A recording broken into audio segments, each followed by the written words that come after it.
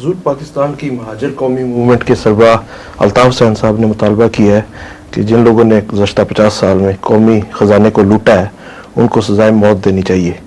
क्या सजाए मौत से इन लुटेरों से निजात मिल सकती? जिन्होंने गुज़श्ता 50 साल में 50 साल में कौमी खजाने को लूटा है, तो जो दूसरे नीचे लूट रहे हैं, कौमी खजानों से लूटने से मुराद क्या है? सिर्फ सियासतदान या ब्रोकरेट्स, थानेदार, चपरासी और पटवारी शटवारी सारे शामिल हैं।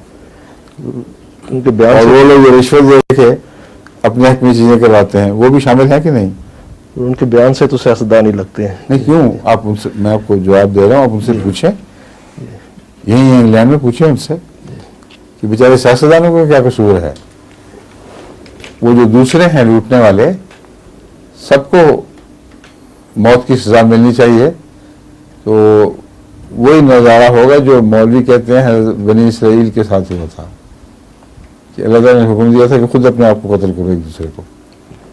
बड़ा कत्ल गारत हुआ। फिर मारने वाले कहाँ से आए? ये सवाल तो ये है। इनको कत्ल करने के लिए MQM सिर्फ इस्तेमाल की जाएगी और उनकी दयानत का क्या पता। इसलिए महज एक फर्जी बातें हैं, फलां को मारो फलां को लूटो। बुनियादी बात जो अखलाक की का बिगड़ना है उसकी तरफ तवज्जो नहीं करते। कौमी अखलाक का दिवालियापन है इस वक्त, उससे तवज्जो करें, उसकी इस्लाह के लिए कोशिश करें और यूं ही फर्जी ना रहे कि जी जो लूट चुके हैं सारों को मार दो 50 साल के अंदर अंदर। कोई मुल्क में नहीं रहेगा,